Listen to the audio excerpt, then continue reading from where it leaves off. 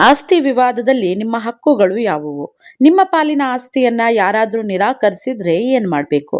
ಎಲ್ರಿಗೂ ನಮಸ್ಕಾರ. ನೀವು ನೋಡ್ತಾ ಇದ್ದೀರಾ ಕನ್ನಡದಲ್ಲಿ ಕಾನೂನು ಯೂಟ್ಯೂಬ್ ಚಾನೆಲ್. ನಾನು ಅಡ್ವೊಕೇಟ್ ಸಂಧ್ಯಾ ಗೌಡ. ನಾನಿವತ್ತು ಪ್ರತಿಯೊಂದು ಕುಟುಂಬಕ್ಕೂ ಒಂದಲ್ಲ ಒಂದು ಸಮಯದಲ್ಲಿ ಎದುರಾಗಬಹುದಾದ ಒಂದು ಪ್ರಮುಖ ವಿಷಯದ ಬಗ್ಗೆ ತಿಳಿಸ್ತಾ ಇದ್ದೀನಿ. ಆಸ್ತಿ ವಿವಾದದಲ್ಲಿ ನಿಮ್ಮ ಹಕ್ಕುಗಳು ಯಾವುವು? ಆಸ್ತಿಯನ್ನ ಕೊಡೋದಕ್ಕೆ ನಿರಾಕರಿಸಿದಾಗ ನಿಮ್ಮ ಮುಂದಿನ ಕಾನೂನು ಕ್ರಮಗಳು ಏನೇನು? ಸಾಮಾನ್ಯವಾಗಿ ಜನರು ಕೇಳುವಂತಹ ಪ್ರಶ್ನೆಗಳು ಇವು. ಅಪ್ಪನ ಆಸ್ತಿಯಲ್ಲಿ ಯಾರಿಗೆ ಹಕ್ಕು? ಮಗಳಿಗೆ ಸಮಾನ ಹಕ್ಕು ಇದೆಯಾ? ವಿಲ್ ಇಲ್ಲದೆ ವ್ಯಕ್ತಿ ಮೃತಪಟ್ರೆ ಆಸ್ತಿ ಹೇಗೆ ಹಂಚಿಕೆ ಆಗುತ್ತೆ? ಅಣ್ಣ ಅಥವಾ ತಮ್ಮ ನನ್ನ ಪಾಲನ್ನ ಕೊಡ್ತಾ ಇಲ್ಲ, ನಾನು ಏನು ಮಾಡಬೇಕು? ಕೇವಲ ಹೆಸರನ್ನ ಖಾತೆಯಲ್ಲಿ ಸೇರಿಸ್ಕೊಂಡ್ರೆ ಆಸ್ತಿ ಸಂಪೂರ್ಣ ಅವರದ್ದೇ ಆಗುತ್ತಾ? ಈ ಎಲ್ಲ ವಿಷಯಗಳನ್ನ ಸಾಮಾನ್ಯ ಕಾನೂನು ಮಾಹಿತಿಯ ಆಧಾರದ ಮೇಲೆ ಸರಳವಾಗಿ ತಿಳಿದುಕೊಳ್ಳೋಣ ಬನ್ನಿ. ಆಸ್ತಿ ಅಂದ್ರೆ ಏನು? ಮೊದಲು ಒಂದು ವಿಷಯ ಸ್ಪಷ್ಟವಾಗಿರಬೇಕು. ಕಾನೂನಿನ ದೃಷ್ಟಿಯಲ್ಲಿ ಎಲ್ಲ ಆಸ್ತಿಗಳಿಗೂ ಒಂದೇ ರೀತಿಯ ನಿಯಮಗಳು ಅನ್ವಯಿಸೋದಿಲ್ಲ. ಸಾಮಾನ್ಯವಾಗಿ ಆಸ್ತಿಗಳಲ್ಲಿ ಎರಡು ವಿಧಗಳನ್ನು ನೋಡಲಾಗುತ್ತೆ. ಒಂದು ಪಿತ್ರಾರ್ಜಿತ ಆಸ್ತಿ, ಎರಡು ಸ್ವಯಂ ಸಂಪಾದಿಸಿದ ಆಸ್ತಿ ಅಂದ್ರೆ ಸ್ವಯಾರ್ಜಿತ ಆಸ್ತಿ. ಈ ಎರಡರ ನಡುವಿನ ವ್ಯತ್ಯಾಸವನ್ನ ಅರ್ಥ ಮಾಡ್ಕೊಂಡ್ರೆ ಅರ್ಧ ಗೊಂದಲ ದೂರವಾಗುತ್ತೆ.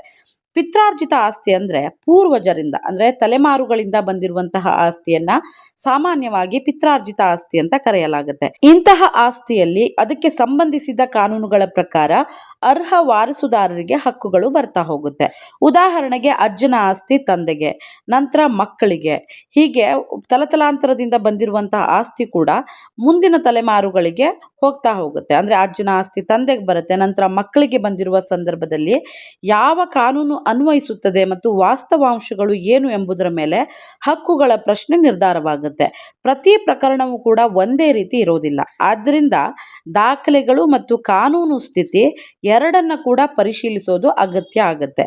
ಸ್ವಯಾರ್ಜಿತ ಆಸ್ತಿ ಅಂದ್ರೆ ಏನು? ಒಬ್ಬ ವ್ಯಕ್ತಿ ತನ್ನ ಸ್ವಂತ ದುಡಿಮೆಯಿಂದ, ತನ್ನ ಸ್ವಂತ ಆದಾಯದಿಂದ ಖರೀದಿಸಿರುವಂತಹ ಮನೆ ಇರಬಹುದು, ಜಮೀನು ಅಥವಾ ಇತರ ಆಸ್ತಿ ಸಾಮಾನ್ಯವಾಗಿ ಸ್ವಯಂ ಸಂಪಾದಿಸಿದ ಆಸ್ತಿ ಆಗಿರುತ್ತೆ. ಇಂತಹ ಆಸ್ತಿಯನ್ನ ಅವರು ಕಾನೂನಿನ ಪ್ರಕಾರ ತಮ್ಮ ಇಚ್ಛೆಯಂತೆ ಮಾರಾಟ ಮಾಡಬಹುದು, ಉಡುಗೊರೆಯಾಗಿ ನೀಡಬಹುದು ಅಂದ್ರೆ ಗಿಫ್ಟ್ ಡೀಡ್ ಮೂಲಕ ನೀಡಬಹುದು, ಅಥವಾ ವಿಲ್ ಮೂಲಕ ವರ್ಗಾಯಿಸಲು ಸಾಧ್ಯವಾಗುತ್ತೆ. ಆದರೆ ಇದಕ್ಕೂ ಕೂಡ ಒಂದಿಷ್ಟು ಕಾನೂನುಬದ್ಧ ಮಿತಿಗಳು ಮತ್ತು ಪ್ರಕರಣದ ವಾಸ್ತವಾಂಶಗಳು ಅನ್ವಯಿಸುತ್ತೆ. ಈಗ ಮಗಳಿಗೆ ಆಸ್ತಿಯಲ್ಲಿ ಹಕ್ಕಿದೆಯಾ ಅನ್ನುವಂತಹ ಪ್ರಶ್ನೆ ತುಂಬ ಕೇಳುವಂಥದ್ದು. ಅನೇಕ ಸಂದರ್ಭಗಳಲ್ಲಿ ಹೌದು. ಭಾರತದಲ್ಲಿ ಅನ್ವಯಿಸುವಂತಹ ಕಾನೂನುಗಳು ಮತ್ತು ಸುಪ್ರೀಂ ಕೋರ್ಟ್ನ ಪ್ರಮುಖ ತೀರ್ಪುಗಳ ಹಿನ್ನೆಲೆಯಲ್ಲಿ ಅನೇಕ ಸಂದರ್ಭಗಳಲ್ಲಿ ಮಗಳಿಗೂ ಕೂಡ ಮಗನಷ್ಟೇ ಸಮಾನ ಹಕ್ಕು ದೊರೆಯುತ್ತೆ. ಆದರೆ ಇದು ಪ್ರತಿಯೊಂದು ಪ್ರಕರಣದಲ್ಲೂ ಒಂದೇ ರೀತಿಯಾಗಿ ಅನ್ವಯಿಸುತ್ತದೆ ಎಂದು ಹೇಳಲಾಗಲ್ಲ. ಆಸ್ತಿಯ ಸ್ವರೂಪ ಏನು, ಅನ್ವಯಿಸುವ ವೈಯಕ್ತಿಕ ಕಾನೂನು ಮತ್ತು ಇತರ ವಾಸ್ತವಾಂಶಗಳು ಮಹತ್ವದ್ದಾಗಿರುತ್ತೆ. ವಿಲ್ ಅಂದ್ರೆ ಏನು? ವಿಲ್ ಅಂದ್ರೆ ವ್ಯಕ್ತಿಯ ಮರಣದ ನಂತರ ತನ್ನ ಆಸ್ತಿ ಯಾರಿಗೆ ಹೋಗಬೇಕು ಎಂಬುದರ ಕಾನೂನುಬದ್ಧವಾಗಿ ದಾಖಲಿಸುವ ಒಂದು ದಾಖಲೆ ಆಗಿರುತ್ತೆ, ಒಂದು ದಸ್ತಾವೇಜು ಆಗಿರುತ್ತೆ. ಒಂದು ಸರಿಯಾದ ವಿಲ್ ಇದ್ರೆ ನಂತರ ಉಂಟಾಗುವಂತಹ ಅನೇಕ ಕುಟುಂಬದ ವಿವಾದಗಳನ್ನು ತಪ್ಪಿಸಲು ಸಹಾಯವಾಗಬಹುದು.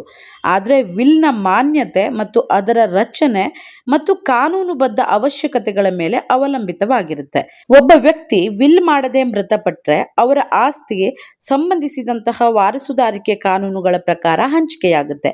ಯಾರಿಗೆ ಎಷ್ಟು ಪಾಲು ಸಿಗುತ್ತದೆ ಎಂಬುದು ಮೃತರ ವೈಯಕ್ತಿಕ ಕಾನೂನು, ಕುಟುಂಬದ ಸದಸ್ಯರು ಮತ್ತು ಇತರ ಪರಿಸ್ಥಿತಿಗಳ ಮೇಲೆ ಅವಲಂಬಿತವಾಗಿರುತ್ತೆ.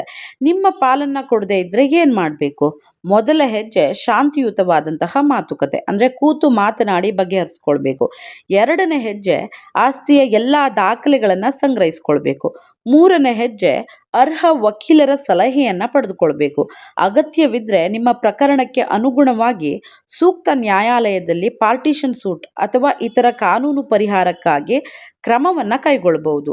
ಜನರು ಮಾಡುವಂತಹ ಸಾಮಾನ್ಯ ತಪ್ಪುಗಳು ದಾಖಲೆಗಳನ್ನ ಓದದೆ ಸಹಿ ಮಾಡುವಂಥದ್ದು, ಬಾಯಿಯ ಮಾತನ್ನೇ ನಂಬಿಕೊಂಡಿರೋದು, ವರ್ಷಗಳ ಕಾಲ ಯಾವುದೇ ರೀತಿಯ ಕ್ರಮ ಕೈಗೊಳ್ಳದೇ ಇರೋದು ಅಂದ್ರೆ ಮೋಸ ಆಗಿರುವಂಥದ್ದು, ಅಥವಾ ದಾಖಲೆಗಳಲ್ಲಿ ಏನೋ ಒಂದು ಚೇಂಜಸ್ ಆಗಿರುವಂಥದ್ದು, ಬೇರೆಯವ್ರ ಹೆಸರಿಗೆ ಖಾತೆ ಬದಲಾವಣೆ ಆಗಿರೋದು ಅಥವಾ ಮಾರಾಟ ಮಾಡಿರೋದು ಎಲ್ಲವೂ ಕೂಡ ಗೊತ್ತಿರುತ್ತೆ. ಆದರೆ ವರ್ಷಗಳೇ ಕಳೆದಿದ್ರೂ ಕೂಡ ಯಾವುದೇ ರೀತಿ ಕಾನೂನು ಕ್ರಮವನ್ನ ಕೈಗೊಳ್ಳದೇನೆ ಸುಮ್ಮನೆ ಕೂತಿರೋದು, ಅದು ಕೂಡ ಮಾಡುವಂತಹ ಒಂದು ದೊಡ್ಡ ತಪ್ಪಾಗಿರುತ್ತೆ. ನೆಕ್ಸ್ಟು ದಾಖಲೆಗಳ ಪ್ರತಿಗಳನ್ನ ತಮ್ಮ ಬಳಿ ಇಟ್ಕೊಳ್ಳದೆ ಇರುವಂಥದ್ದು. ನೆಕ್ಸ್ಟು ಕಾನೂನು ಸಲಹೆ ಪಡೆಯದೇನೆ ತಾವೇ ನಿರ್ಧಾರ ಮಾಡುವಂಥದ್ದು. ಎಲ್ಲೋ ಕೇಳಿರುವಂತಹ ವಿಷಯ ಅಥವಾ ಎಲ್ಲೋ ನೋಡಿರುವಂತಹ ವಿಷಯವನ್ನ ತಮ್ಮ ಕೇಸ್ಗೂ ಅಂದರೆ ತಮ್ಮ ಮನೆಯ ಒಂದು ಕುಟುಂಬದ ಯಾವುದೇ ವಿವಾದ ನಡೆದಿರುತ್ತೋ ಅದಕ್ಕೂ ಕೂಡ ಅಪ್ಲೈ ಆಗುತ್ತೆ ಅಂದ್ಕೊಂಡು ಅದೇ ಸರಿಯಾಗಿದೆ, ಅದೇ ರೀತಿ ನಮಗೂ ಹೇಗಿದ್ರು ಅದೇ ರೀತಿ ನಡೆಯುತ್ತೆ ಅಂದ್ಕೊಂಡು ಕಾನೂನು ಸಲಹೆ ಪಡೆಯದೆ ತಾವೇ ನಿರ್ಧಾರವನ್ನು ಮಾಡುವಂಥದ್ದು. ಇಂತಹ ತಪ್ಪುಗಳು ಮುಂದಿನ ದಿನಗಳಲ್ಲಿ ದೊಡ್ಡ ಸಮಸ್ಯೆಗೆ ಕಾರಣವಾಗಬಹುದು. ಸೊ ಆಸ್ತಿಯ ದಾಖಲೆಗಳನ್ನು ಸುರಕ್ಷಿತವಾಗಿ ಇಟ್ಕೊಳ್ಳಿ. ಖಾತೆ, ಪಹಣಿ ಅಥವಾ ಇತರ ಕಂದಾಯ ದಾಖಲೆಗಳ ಬದಲಾವಣೆಗಳನ್ನು ಸಮಯಕ್ಕೆ ಸರಿಯಾಗಿ ಪರಿಶೀಲಿಸಿ. ಯಾವುದೇ ದಾಖಲೆಗಳಿಗೆ ಸಹಿ ಮಾಡುವ ಮೊದಲು ಅದರ ಅರ್ಥವನ್ನು ತಿಳಿದುಕೊಳ್ಳಿ. ಅನುಮಾನವಿದ್ದರೆ ಅರ್ಹ ವಕೀಲರ ಸಲಹೆಯನ್ನು ಪಡೆದುಕೊಳ್ಳಿ. ಆಸ್ತಿ ವಿವಾದದಲ್ಲಿ ಭಾವನೆಗಳ ಜೊತೆಗೆ ಕಾನೂನು ಕೂಡ ಬಹಳ ಮುಖ್ಯ ಆಗುತ್ತೆ. ಸರಿಯಾದ ಮಾಹಿತಿ, ದಾಖಲೆಗಳ ಪರಿಶೀಲನೆ ಮತ್ತು ಸರಿಯಾದ ಕಾನೂನು ಸಲಹೆ ಅನೇಕ ಸಮಸ್ಯೆಗಳನ್ನು ತಪ್ಪಿಸಬಹುದು ಅಂತ ಹೇಳ್ತಾ ವಿಷಯನ ಇಲ್ಲಿಗೆ ಮುಗಿಸ್ತಾ ಇದ್ದೀನಿ. ಈ ವಿಡಿಯೋ ನಿಮಗೆ ಉಪಯುಕ್ತವೆನಿಸಿದರೆ ಲೈಕ್ ಮಾಡಿ, ಶೇರ್ ಮಾಡಿ ಮತ್ತು ಕನ್ನಡದಲ್ಲಿ ಕಾನೂನು ಚಾನಲನ್ನು ಸಬ್ಸ್ಕ್ರೈಬ್ ಮಾಡೋದಕ್ಕೆ ಖಂಡಿತ ಮರಿಬೇಡಿ. Thank you so much.